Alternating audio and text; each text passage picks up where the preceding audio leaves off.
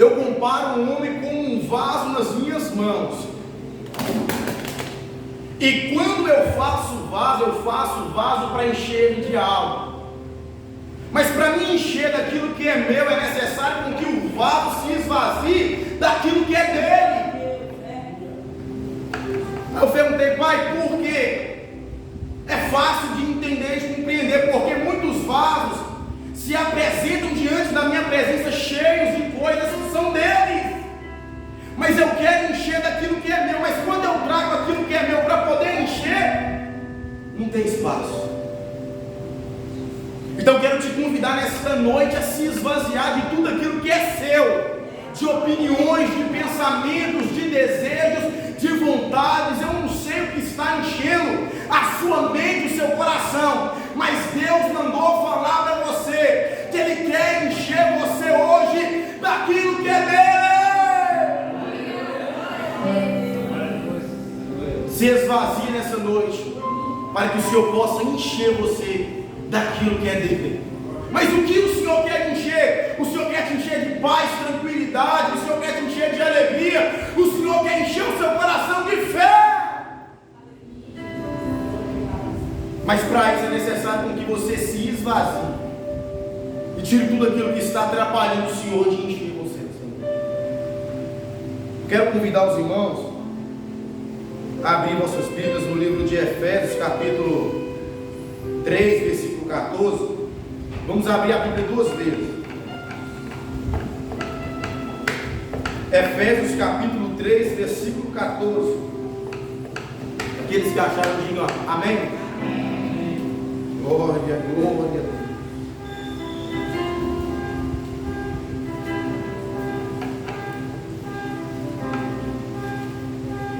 Do Efésios 3, 14 diz assim: a oração de Paulo pelos Efésios. Por causa disto me ponho de joelhos perante o Pai de nosso Senhor Jesus. Por causa disso, ou em outras traduções, por essa causa me ponho de joelhos. Lucas capítulo 10, versículo 27.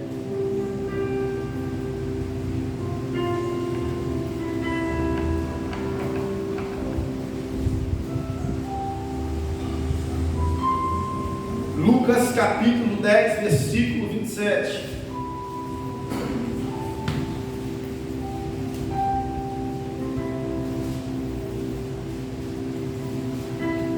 Diz assim a palavra do Senhor: e respondendo ele, disse: amarás o Senhor teu Deus de todo o teu coração, e de toda a tua alma, e de todas as tuas forças, e de todo o teu entendimento, e ao teu próximo como a ti mesmo. Amém. Aqui se resume os 10 mandamentos, pessoal, em dois: amarás a Deus e amarás o próximo. Pode se sentar, irmãos, em nome de Jesus.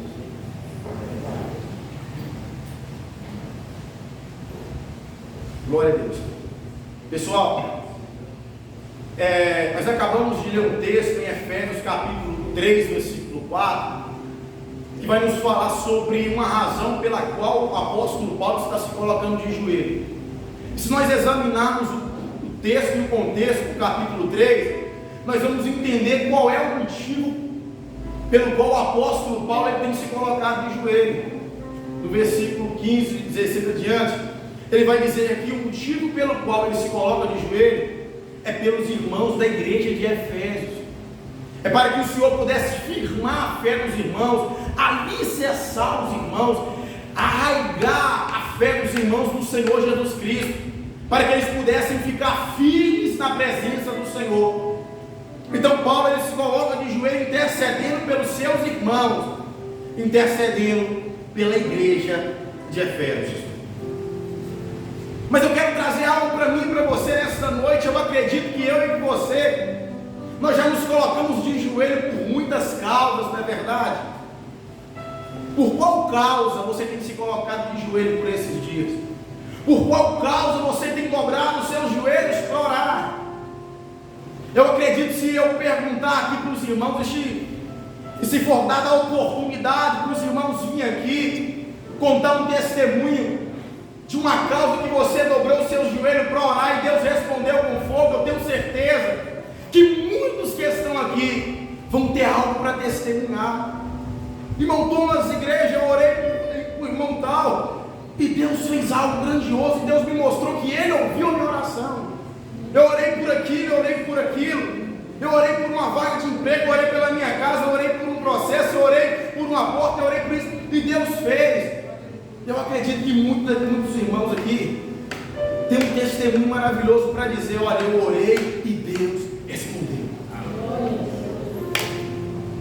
Mas por muitas coisas nós nos colocamos de joelho. Eu estava perguntando para o Senhor: Pai, me ensina a orar como convém, me ensina a me colocar de joelho e apresentar e procurar diante do Senhor, apresentar as causas que o Senhor quer que eu apresente.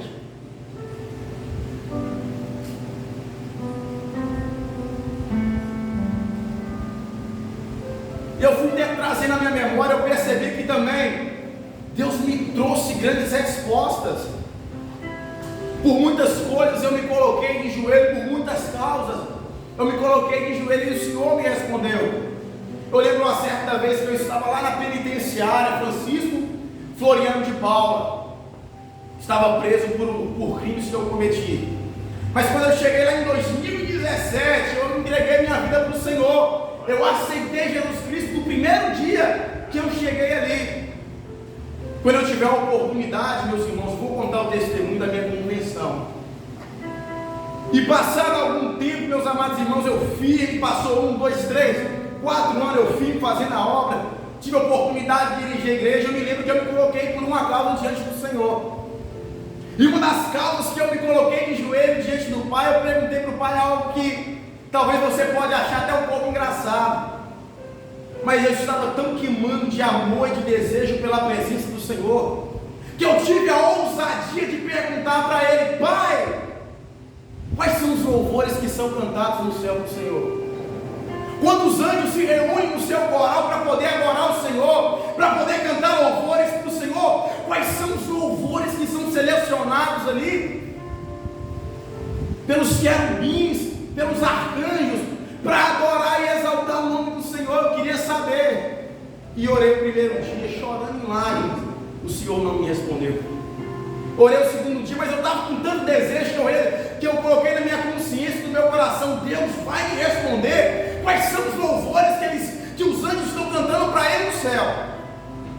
E por um mês, todos os dias, e tinha dia que era três vezes, eu perguntei para o Pai. E o Pai me respondeu. Passado um mês, o irmão teve uma visão, teve um sonho. O irmão Thales era um grande amigo meu, e ele chegou na porta da cela que eu estava firme, irmãos. E ele olhou para mim e falou assim: irmão Thomas, eu tive uma visão essa noite poderosa. Eu falei: você mesmo? Me conta. Ele falou assim: rapaz, eu tive uma visão que eu estava na minha cela, eu abri a minha boca, e quando eu abri a minha boca, eu escutava os anjos no céu conversando. E eu sabia que era no céu, porque o Espírito falava comigo: ó, você está ouvindo o que está sendo falado no céu. E eu perguntei: me diga mais, conta mais. Ele falou assim: olha, eu comecei a ouvir os anjos se reunindo para adorar a Deus. Eu falei: é mesmo? Me conta mais. Ele disse: e sabe qual era o louvor que eles estavam louvando a Deus? Eu falei: meu Deus, eu não acredito que o Senhor vai responder essa oração. Não está nem na Bíblia, me conta. Aí ele olhou para mim e disse: sabe qual era o louvor? Aquele: ao único legítimo. Eu falei: o quê? Aí ele falou para mim assim: irmão, sabe que eu entendi nessa visão? Eu tinha falado para ele que eu estava orando por aqui. Eu entendi que alguns louvores que nós louvamos aqui na terra, os anjos do céu louvam a Deus lá no céu. Que quando um crente, ele falou, quando um crente está se esforçando demais, está conectado com o Senhor, o Espírito Santo dá a esse crente a revelação de louvores que são louvados no céu.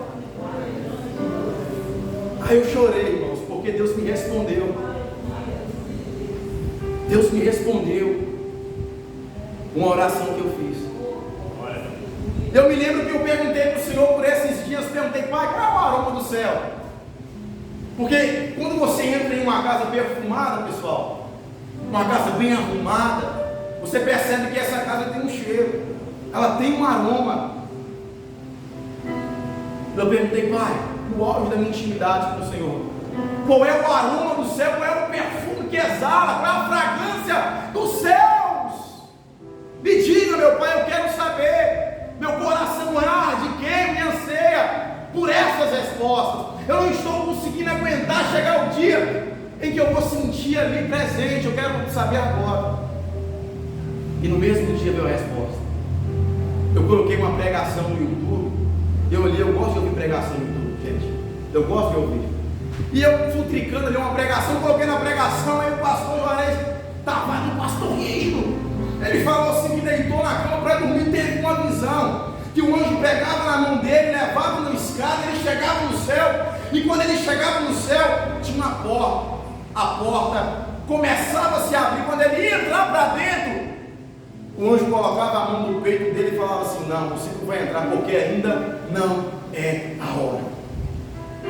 Vai dizer que ali na porta do céu, quando as portas foram abertas, veio um aroma lá de dentro, ele sentiu o cheiro, e eu comecei a chorar, irmão, e arrupiar todo.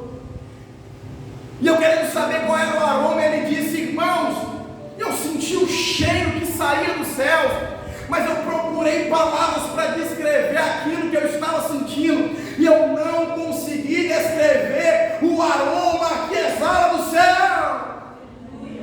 Aí Deus me respondeu que não existem palavras humanas para descrever o cheiro que os céus exalam. Como o apóstolo Paulo disse, olha, palavras inefáveis. A visão que eu tive no céu é inefável. Não existe palavra que eu possa descrever o que eu contemplei com os meus olhos na glória. E Deus me respondeu, e isso foi fortalecendo a minha intimidade com o Senhor. Lá na penitenciária,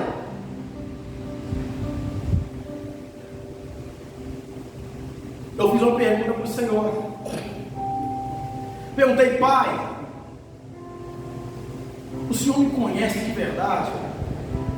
Porque na minha concepção, na minha mente, o Senhor só acampava anjos ao meu redor, mas o próprio Deus que estava sentado no trono não se preocupava comigo, porque Ele é Deus, eu sou um pobre, miserável, pecador, e na minha mente o Senhor não me vê, o Senhor não me ouve, o Senhor não me conhece. Quem me conhece são os anjos de Deus. E eu dobrei os meus joelhos com tanto amor e carinho pelo Senhor, e também ao contrário, também senti um pouco de tristeza, porque eu queria saber se realmente Deus, o Todo-Poderoso, me conhecia. Eu dobrei os meus joelhos, chorei e perguntei, pai, o Senhor me conhece, o Senhor me vê e o Senhor me ouve? Terminei minha oração, sentei na minha cama, lá na penitenciária, no semi-aberto. Eu peguei a minha Bíblia e abri. Quando eu abri, saiu lá em Jeremias capítulo 1, versículo 5, está escrito assim: antes que eu te formasse no ventre da sua mãe, eu te conhecia. Aí naquele momento eu senti o Espírito Santo chegando perto de mim e me dizendo: olha, antes de você ser formado no ventre da sua mãe, o Senhor te conhecia. Antes de você nascer, o Senhor, o próprio Deus, já sabia quem você é. Naquele momento minha fé foi edificada, porque eu tinha certeza que o Todo-Poderoso me conhece, que aquele que está sentado no trono, Ele me vê, Ele me conhece e Ele escuta cada oração que eu faço para Ele. Eu me lembro que um dia no pavilhão 2, na penitenciária, eu estava dirigindo a igreja lá no pavilhão 2. Eu olhei para os céus, eu tinha um propósito com o Senhor, meus irmãos. E sabe qual era o propósito que eu tinha com Deus? 10 horas as luzes do pavilhão apagadas, e a luz da cela apagada, o pessoal dormindo. Eu estava com 2 pessoas, comigo 3 dentro da cela, lá no pavilhão 2, no bloco B, na penitenciária paga. Eu estava amando a Deus com tanto amor, eu estava desejando o Senhor como uma costa anseia por águas. Aí tinha uma estrela que ela brilha mais. Quando dava 10 horas, ela brotava do telhado. Eu marcava naquele tempo, 40 minutos, ela brotava no telhado, ia subindo, que ela rodando, e ela subia no céu. 40 minutos. Meu propósito com Deus é, quando a luz apagasse, quando desse 10 horas e todos dormissem, eu iria lá para a capa. E quando a estrela brotasse, eu iria olhar para ela.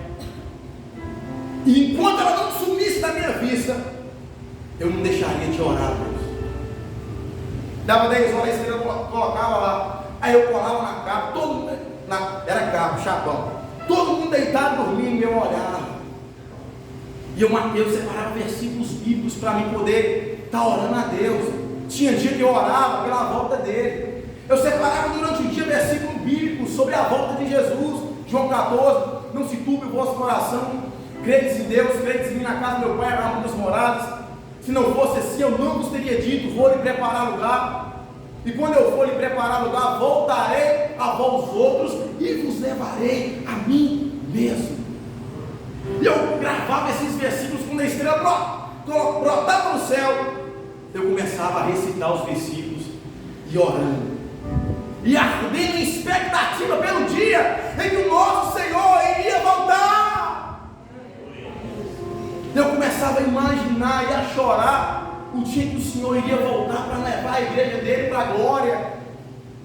E aquilo eu tinha uma intimidade tão prazerosa com o Senhor. Eu tinha um relacionamento tão bom com Deus.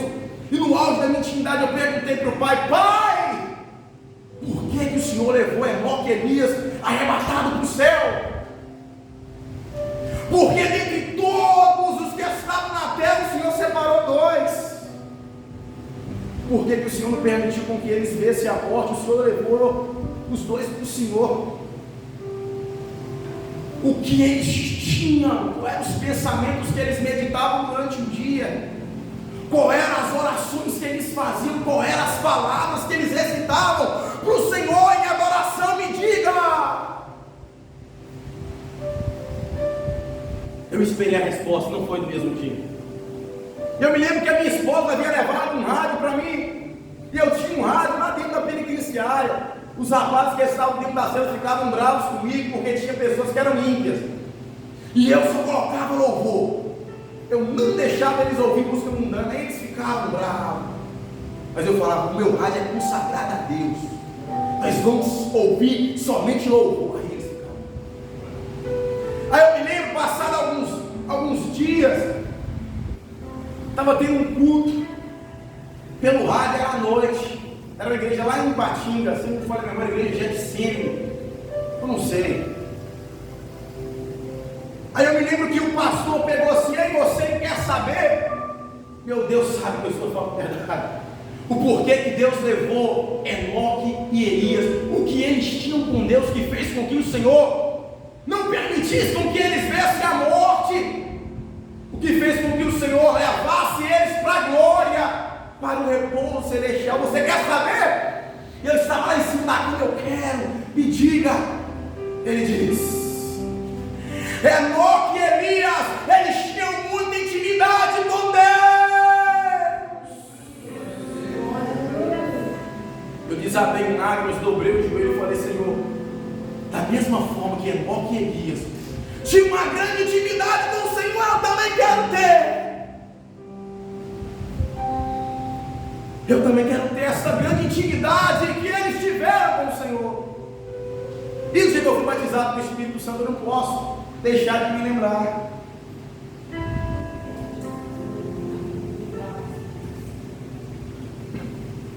Em 2019 se completava 2 anos que eu estava servindo a Deus.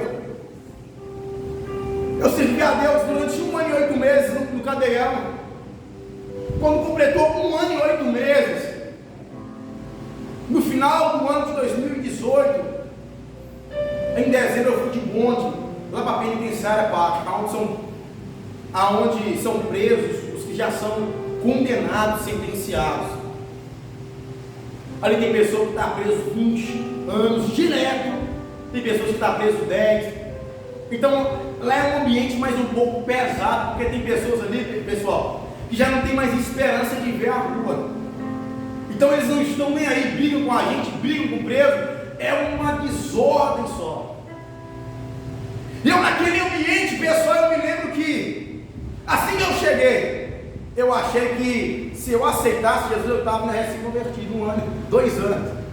Eu achei que se eu aceitasse Jesus iria abrir as portas da prisão para mim sair de lá. Mas só que Deus não fez isso. A prisão não se abriu, passou 1 mês, 2 meses, 10 meses, 1 ano, 2, e nada da porta se abrir. E a previsão para mim sair de lá era 2022. Aí eu falei assim: você quer saber de uma coisa? Fiz a obra durante 1 ano e 8 meses lá no Cadeião, só eu de crente, dirigindo a obra. Agora estou aqui, minha esposa me maltratando, recebendo tanto de notícia ruim lá de fora. E eu orei a Deus e Deus não me tirou daqui, eu fiel a Ele. Eu vou desviar. Em 2019 tinha um rapaz que era sogro do meu cunhado, que estava na cela comigo, primo Veidão. Eu estava na cela 54, a cela mais fria do pavilhão, porque era a cela que ficava distante, era a cela que ficava no canto, tinha um muro, o sol não batia, só batia um sol atrás e uma gretinha que chamava ventana. Então era uma cela muito fria, muito gelada, era uma cela isolada. Aí eu falei: Veidão, enrola um baseado que hoje eu vou fumar. Ele olhou para mim: se você vai fumar, ele faltava os atacantes, pessoal. Você vai fumar? Com a boca puta. Eu falei: eu vou. Ele: é isso mesmo. Pegou lá e começou. É, Jesus. Ele me falou: rapaz, não fuma não. Ele: é isso mesmo. E lá, enrolou o baseado. E eu sentei na cama com eles, na roda dos escarnecedores. Ele acendeu, passou para mim. Eu peguei e fumei.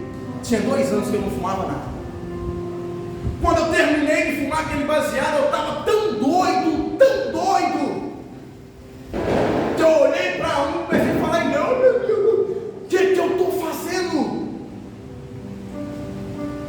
Por que eu fumei esse baseado? Aí eu comecei a sentir um aperto no meu coração. Eu peguei a toalha na hora que eu terminei, fui para o banheiro, chegando dentro do banheiro, eu entrei dentro do banheiro e tomei um banho. Mas quando eu tomei um banho, irmãos, eu, perante o Pai que está no céu, não deixa eu mentir, eu ouvi a voz de Deus como se fosse um relâmpago. Eu não escutei mais nada que estava ao meu redor, mas eu ouvi Deus falar comigo naquele momento. E Ele falou comigo com tanta dureza, mas eu senti amor nas palavras dele. E Ele falou assim: toma vergonha na sua cara. Você é filho, não é bastardo. Você é filho de Deus. E aquela voz ecoando no meu ouvido, eu chorava. Eu te tirei das garras do diabo, das garras da morte, foi para andar nos meus caminhos. Lembra-te do que eu fiz por você. Lembra-te da onde eu te tirei, porque aonde você está, Deus falando, eu chorando. Eu ouvi claramente, pessoal. Lembra da onde eu te tirei, porque aonde você estava, só eu poderia te tirar. Sua mãe tentou tirar você, não conseguiu. Seu pai tentou tirar você, não conseguiu. Seus tios, sua família, pessoas tentaram tirar você, não conseguiu. Mas eu, como um forte, te arranquei. Te arranquei do Egito. Lembra da onde eu te tirei. E lembra do que eu fiz por você. Eu fiquei no banheiro tomando banho 1h30 chorando e ouvindo Deus falar comigo. O Veidão lá nós chamamos de praia, lá na praia, ele falou assim: o que está acontecendo aí, Tom? Daqui a pouco a bucha dele: o que está acontecendo aí, Tom? Até agora tomando banho. Eu falei: seu Veidão, eu estou muito doido, eu preciso tirar essa lombra de mim. Mas ele não sabia que Deus estava resgatando a ovelha que estava se perdendo. Aí eu me lembro que eu não reconciliei com Deus naquela hora. Eu neguei Deus no primeiro dia. No segundo dia eu fumei de novo. No terceiro dia, ele estava enrolando baseado lá embaixo. Eu dobrei o joelho na cama e Deus falou comigo assim: Pedro me negou por 3 vezes. Você vai me negar hoje, pelo terceiro dia? Você vai me negar de novo? Aí eu comecei a passar por uma batalha entre a carne e o espírito. O espírito queria Deus. O espírito se lembrava de onde Deus havia me tirado. O espírito se lembrava quem era Deus. O espírito se lembrava do que Deus tinha para a minha vida. Mas só que a carne queria sentar na roda dos escarnecedores e participar da mesa que o mundo estava oferecendo. Eu permiti com que a carne vencesse o meu espírito. Sentei embaixo e fumei. Eu estava começando a ficar com medo de Deus. Eu estava começando a ficar com medo de dobrar o joelho e ouvir Deus falar comigo: vai me negar de novo? Passou o terceiro dia, no quarto dia eu fui sair para o banho de sol. Eu não estava dirigindo a igreja ainda. Foi antes de eu dirigir a igreja no Pavilhão 2. Quando eu ia sair para o banho de sol, o agente olhou para mim. Eu saí de costas para ele, porque você tem que sair sem camisa. Tem que fazer procedimento. O pessoal falou: não quero que vocês nem saibam como é o procedimento. É um agachamento 3 de frente, 3 de costas, pelado. Se abaixa a sua bermuda, que você estiver até aqui, o Douglas sabe. Onde o Douglas estava era pior. Até aqui no joelho, se abaixa. 3 de frente e 3 de costas. Eu fiz o procedimento para poder sair para o banho de sol. Quando eu fiz o procedimento, dei as costas para o agente sair. Eu dei 3 passos, o agente falou: volta para a cela agora. Volta. Eu perguntei para ele: o que está acontecendo? Volta agora. Eu entrei para dentro da cela. E quando ele tirou o banho de sol, mandei um bilhete para o agente perguntando o que estava acontecendo, por que ele havia cortado meu banho de sol. Ele não explicou o motivo, mas chegou um bilhete dizendo que eu tinha tomado uma canetada, que era como se fosse uma falta grave. De 10 dias, eu tinha que ficar 10 dias isolado dentro da cela. E 3 faltas dessas, e 3 canetadas dessas, dava uma falta grave.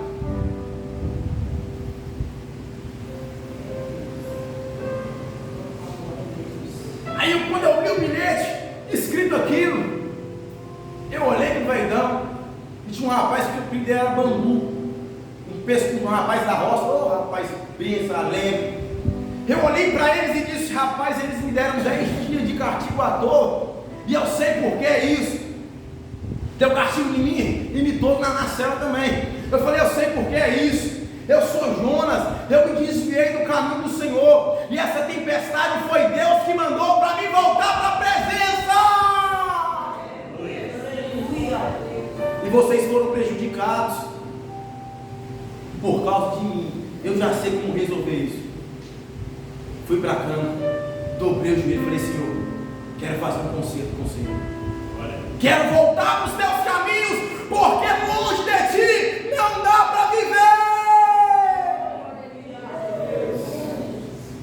Eu fiz uma oração tão prazerosa no primeiro dia. No segundo dia, eu fui batizado pelo Espírito Santo. Sabe como? Deus despertou uma fome, uma sede dele, em mim por ele. Eu estava com tanta fome no segundo dia que eu tinha reconciliado, tanta fome, tanta sede por Deus, que eu dobrei os meus joelhos e falei com o Pai nessa oração. Quando eu terminei de falar, eu não ouvi pessoas falarem línguas estranhas. As línguas saíram na minha boca, e até hoje eu não lembro as línguas que saíram naquele dia. Eu dobrei o meu joelho e falei assim: Pai, papai, eu não quero ir para o inferno, porque o pior de ir para o inferno não são as chamas que vão queimar o meu corpo, e nem muito menos bichos que vão comer a minha carne. O pior, Senhor, é que lá no inferno eu vou ter a certeza que a tua presença não mais estará comigo.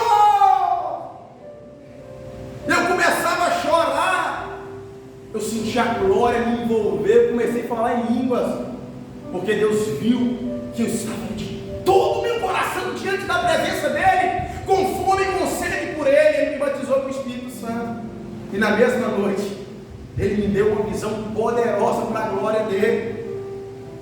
Um anjo desceu do céu em redemoinho. Eu não conseguia ver o anjo, mas só via a sombra dele, o cajado que ele dava na mão, que fazia uma volta e tinha um diamante na ponta do cajado. Ele vinha até mim e falava: se prostra de joelho. Eu me prostrava com o rosto em terra. Ele vinha e tinha três pessoas me perseguindo. Primeiro, uma pessoa que chamava maldição, segundo carne, e terceiro, minha irmã. Era minha irmã. O anjo veio na maldição, pegou o cajado e fez assim, ó, e jogou a maldição longe. O anjo pegou o cajado, colocou na carne, que chamava carne, jogou para longe. Mas o anjo não mexeu com a minha irmã. Aí veio o outro anjo, começou a cochichar com ele. Aí ele pegou o cajado, colocou o cajado nas minhas mãos. Eu peguei o cajado e comecei a caminhar na presença de Deus. Passado algum tempo, recebi a oportunidade de dirigir a igreja lá no Pavilhão 2. Foram orações que o Senhor me respondeu. Foi causas que eu coloquei de joelho por amor a Ele, por prazer na presença dEle, e Ele me respondeu com fogo. Tony Tanner é um presidente de igreja lá nos Estados Unidos. Ele escreveu um livro, e neste livro ele deu um tema: Caçadores de Deus. E sabe o que ele escreveu naquele livro para finalizar a mensagem? Ele escreveu naquele livro que ele era presidente, ele era um servo de Deus, da terceira geração da família dele. O bisavô era servo de Deus, se tornou pastor, o avô, o pai, e ele se tornou pastor e recebeu uma herança em várias igrejas para pastorear. Ele era o presidente das igrejas. Diz ele que viajou os 4 cantos da terra, pregou a palavra de Deus em vários idiomas. Diz ele que pegou em várias igrejas todo o sonho que o homem de Deus tem. Diz ele que ele fez na terra. Pegou em vários idiomas, fez muitas obras, construiu muitos templos de alvenaria, fez muitas coisas para Deus. Mas diz ele que ele estava cansando de igreja, ele estava cansando daquilo. E ele começou a perguntar: Senhor, por que eu estou cansando disso? Por que eu não estou mais sentindo prazer nestas coisas? Aí ele recebeu um convite para pregar uma igreja do pastor amigo dele. Quando ele chegou para pregar nessa igreja, ele percebeu algo diferente da igreja. O povo que estava reunido ali estava com tanta fome, com tanta sede de Deus, que eles não continham as lágrimas, eles não continham os glórias, eles não continham os aleluia, eles não continham a adoração a Deus naquele lugar. Diz ele que ele pregou a palavra, depois da pregação tudo acabou. Diz ele que o povo não foi embora da igreja. O povo ficou na igreja até meia-noite. E o povo querendo Deus, o povo querendo orar, o povo querendo se reunir para adorar a Deus. Ele percebeu algo, que aquele povo estava com fome, com sede pela presença do Senhor. Passado algum tempo, ele foi convidado a pregar na mesma igreja. Quando ele chegou lá, a mesma coisa. O pastor amigo dele começou a ligar para ele e falou assim: olha, Tony, eu percebi algo dentro dessa igreja. O povo está com fome, com sede de Deus. Todos os dias estou fechando a igreja 1h da manhã, porque quando o culto acaba, o povo não vai embora. O povo fica no templo adorando, orando, glorificando o Senhor. Aí esse pastor sentiu no coração de fazer todo dia. Aí ele começou a abrir a igreja todos os dias para fazer culto. E todos os dias o mesmo povo estava ali com fome e sede pela presença de Deus. Para finalizar, aí houve uma certa vez que esse pastor amigo dele convidou ele para pregar na igreja de novo. A igreja é grande, muita gente. E quando ele foi pregar nessa igreja, ele sentiu uma atmosfera pesada. Ele disse: é como se a glória de Deus desse para você pegar nela. A glória de Deus estava tão forte dentro do templo, dentro da igreja, que o ar começou a ficar pesado. E dava para pegar. Era como se desse para pegar na glória, na presença. Dizer que a glória de Deus entrava como se fosse uma noiva.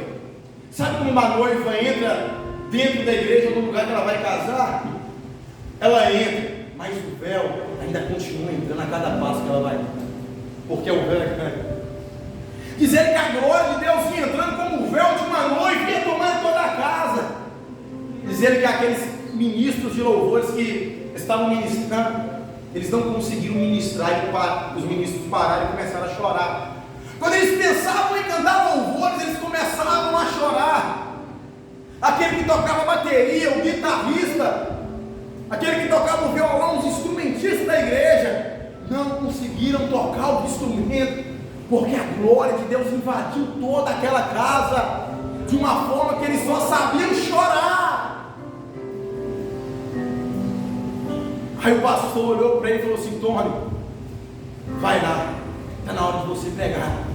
Mas Tony sentiu um temor tão grande, ele olhou para o pastor e falou: pastor, Deus está fazendo algo nessa igreja, e eu não vou subir naquele altar para atrapalhar o mover de Deus. Eu não vou subir naquele altar. O pastor Tony disse: você não vai? Ele disse: não vou. O pastor pegou rapidinho e subiu no altar. Aí o Tony escreveu: irmãos, eu fui lá no último banco da igreja, eu sabia que Deus ia fazer alguma coisa ali, mas eu queria estar lá atrás, no último banco da igreja, para mim poder ver Deus operar. Ele foi no último banco da igreja e começou a ver o que ia acontecer. O pastor subiu no altar e abriu lá em 2 Crônicas capítulo 7, versículo 14. E ele disse: se o meu povo que se chama pelo meu nome se humilhar, se converter, orar a mim, buscar a minha face, eu, Senhor, perdoarei os seus pecados e sararei a vossa terra. Ele abriu, leu, fechou a Bíblia e disse assim ao pastor: irmãos, nós temos que parar de buscar a mão de Deus e começarmos a buscar a face do Senhor. Quando ele falou isso, Tony Tenney escreve no seu livro dizendo que parecia que como um raio tivesse batido na igreja, batido no púlpito da igreja. Dizer que o púlpito de vidro, ele partiu no meio e quebrou. Meus irmãos, é só para quem tem fé e acredita no sobrenatural. Eles ouviram um barulho de relâmpago, o púlpito partiu no meio, caiu no chão. A igreja era um altar alto, o púlpito caiu. Ele escreve no livro que o pastor foi lançado 2 metros de distância do púlpito. É só para quem tem fé e vai acreditar.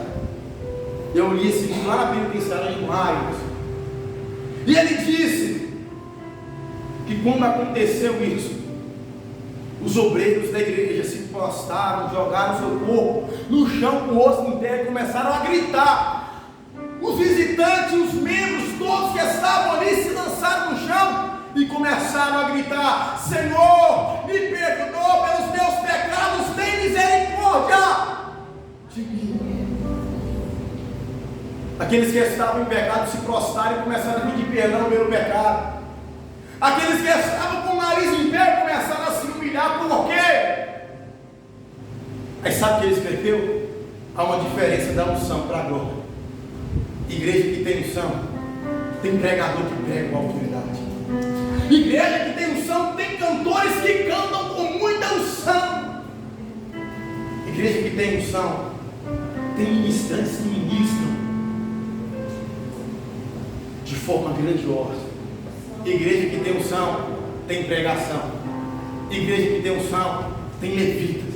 Mas ele disse: igreja que tem a glória não precisa de pregador, não precisa de levita, porque a glória de Deus ela envolve toda a casa.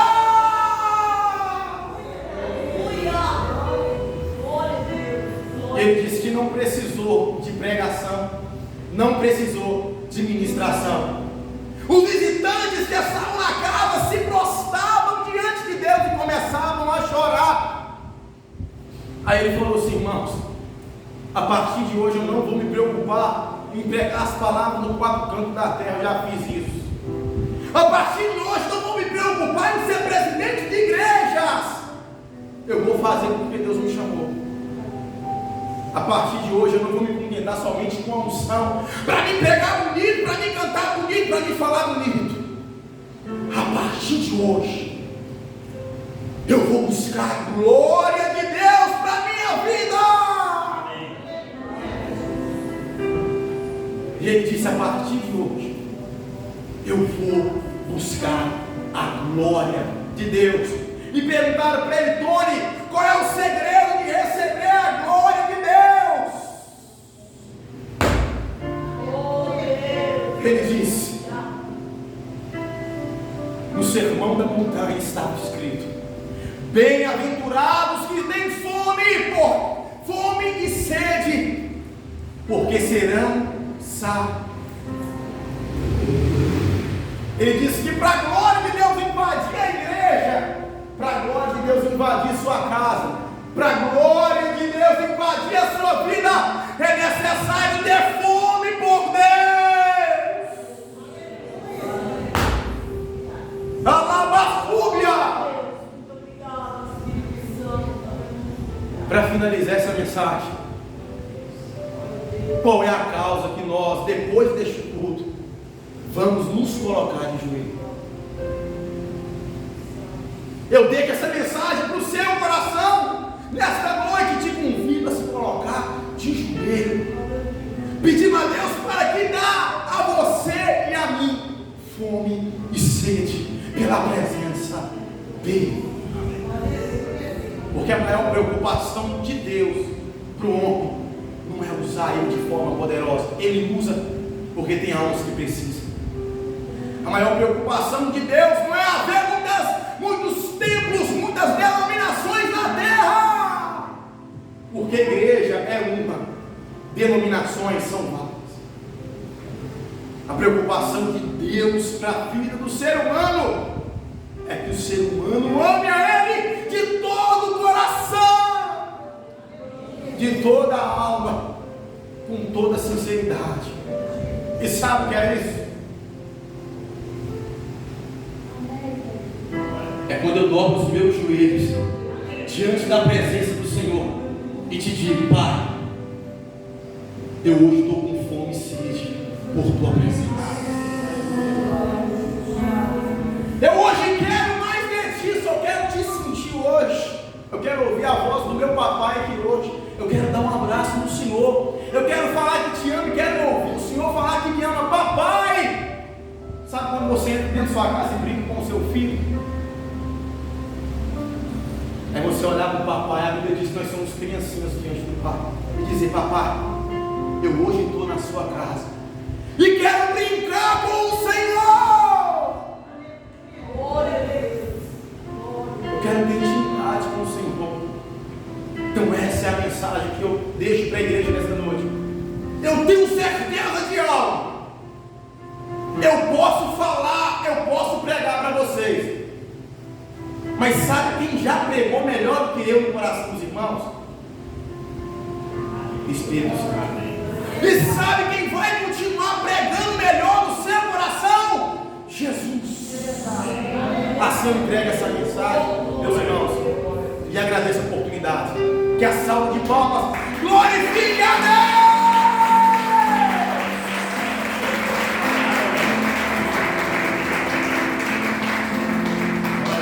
Aleluia. Glória a Deus. Irmãos, já chegamos ao encerramento desse culto, né? Nós não somos de emendar a mensagem de ninguém. Apesar que muitas pessoas não têm ética, fazem isso depois do culto. Nós não emendamos a mensagem de ninguém. O que Deus tinha que falar com você já falou. Amém. Amém? E Deus te abençoe. Não vai ficar costurando mensagem do pregador. Isso não é para mim, não. Deus falou com você, falou conosco, falou com a igreja. Isso que é importante. Amém. Amém?